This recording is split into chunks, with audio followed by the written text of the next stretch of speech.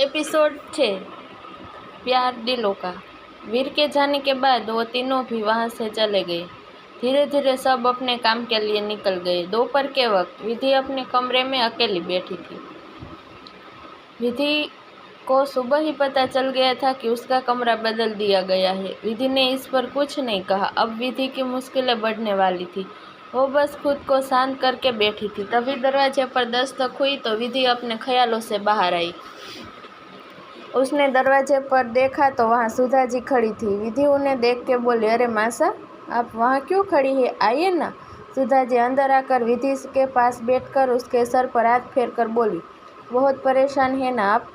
वीर का घर आना? विधि ने सिर ने ना में हिलाते हुए कहा, नहीं मासा, हम नाराज क्यों होंगे?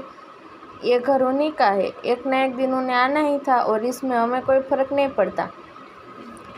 सुधा जी विधि को प्यार से बोलते हुए बोली, देखना जैसे वो घर आए हैं ना, एक दिन आपको भी अपना लेंगे। विधि ने एक कड़वी मुस्कान दी। उसने बस इतना कहा, हाँ मासा, हम उस दिन का इंतजार करेंगे। सुधा जी बोली, हाँ देखना, महादेव सब ठीक कर देंगे। सुधा जी ने थोड़ी देर और बात की और वहाँ से चली गई। विधि अब भी उदास थी। अभी भी सबको लगता है वीर विधि को अपना लेगा, पर कोई ये नहीं सोचता कि विधि के अंदर भी उतना ही गुस्सा है। इतने साल वो अकेली रही है, घुट घुट कर मर रही थी। वो वीर को अपनाएगी या नहीं? सिर्फ सब यही चाहते हैं कि वीर विधि को अपना ले।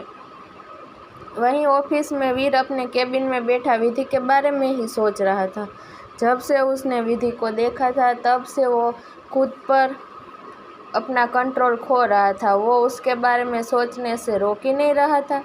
विधि की आंखों में वीर के लिए नाराजगी थी, गुस्सा था। ये बात वीर देख सकता था। सोच में पड़ा था, तभी उसे आवाज़ सुनाई दी, वीर तो कहाँ खोया हुआ है? वीर होश में आया। उसने जब सामने देखा तो अर्जुन खड़ा था। हाँ बोलो, क्या हुआ? अरे मैं तुझसे ये बोल रहा था कि मिस्टर खन्ना के साथ तेरी मीटिंग है, उसके बाद घर भी जाना है। वीर ने कहा, ठीक है, और वहाँ से मीटिंग हॉल की ओर निकल गया। वहीं अर्जुन समझ गया था कि वीर अभी भी विधि के बारे में ही सोच रहा है। शाम को घर पर रूहान ने विधि को फ़ोन कर बोल दिया था कि वो किसी और दिन उन सबको बाहर ले जाएगा। विधि ने भी खुशी खुशी हाँ बोल दिया। विधि ने सबके लिए खाना बनाया। रात के 8 बज गए थे, इसलिए उसने सभी बड़े को खाना खिला दिया था। सुहानी, वैशाली और विधि तीनों वीर, अर्जुन, रूहान, रिवान का इंतजार कर रहे थे। रात के 9 बजे जब वो सभी आए तो चारों को वैशाली और सुहानी हॉल में पढ़ाई करती हुई मिली। वीर ने इधर उधर देखा तो विधि किचन से खाना लेकर आ रही थी।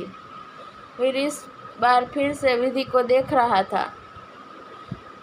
सफ़ेद साड़ी, रेड डीप ब्लाउज, दूसरा वो उस पर जच रहा वीर के नाम का श्रृंगार। वीर किसी और ही दुनिया में चला गया, जैसे उसकी सारी थकानी चली गई हो। विधि ने जब देखा कि सब आ गए हैं तो वो मुस्कुराकर बोले, आप सभी फ्रेश हो जाइए, हम खाना लगाते हैं। रूहान और रिवान विधि के पास आए। दोनों ने गिफ्ट को निकाला और विधि को दिया। विधि ने जब देखा तो बोली, इसकी क्या ज़रूरत थी? रूहान खुश होकर बोला, भाभी साहब, ज़रूरत थी। आपने सुबह हमें पहली बार अपने हाथ से बनाया कुछ खिलाया था।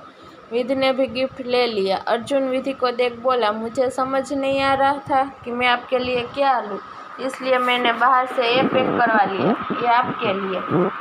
विधि ने जब देखा तो उसके अंदर गरम जलेबी थी। विधि बोली, आपको कैसे पता हमें जलेबी पसंद है? अर्जुन बोला, वो मैंने सुहानी से पूछा था। विधि जलेबी देख खुश हो गई। विधि को कोई सुबह शाम जलेबी दे तो भी वो खुश हो जाती थी।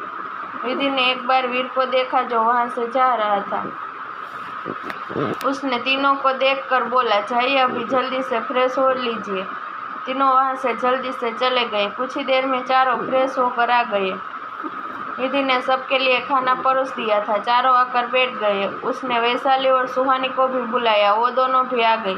सभी बैठकर खाना खा रहे थे। वहीं बीच बीच में वीर विधि को भी देख रहा था। वहीं विधि को लगा कि वीर उसे घूर रहा है, पर उसे लगा कि शायद यह उसकी गलतफहमी है।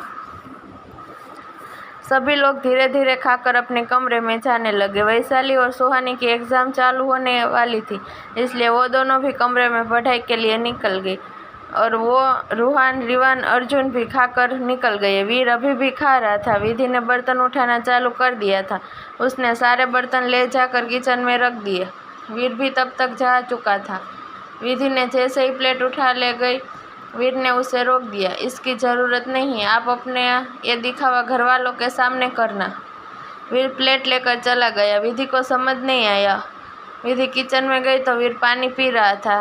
विधि ने वीर से कुछ नहीं कहा, वो बर्तन धोने लगी। वीर ने ग्लास रखा और विधि को देख के बोला, यकीन नहीं होता, तुमने अपने परिवार से काफ़ी कुछ सीखा है, इसलिए अब तक मेरे घर में बैठी हो, मेरी बीवी बनकर। विधि की आंखों में आंसू थे। उसके आंसू आकर उसके हाथों में गिर गए। ये शब्द उसके लिए बहुत कड़वे थे। कोई सोच भी नहीं सकता उसके सीने में जो दर्द उसने छुपा कर रखा है। वीर ने विधि के आंसू देख लिए थे। विधि को फिर भी चुप देख और उसके आंसू वीर से देखे नहीं गए। वीर वहाँ से चला गया। अब वहाँ विधि के सिवा कोई नहीं था। अब वो रो रही थी। उसने वैसे ही बर्तन धोना चालू कर दिया। दीवार के पीछे खड़ा वीर ये सब कुछ देख रहा था। पता नहीं पर वीर को उसके आंसू से फर्क पड़ रहा था। आगे इस कहानी में क्या होता है जानने के लिए सुनते रहिए प्यार दिलों का विथ मी।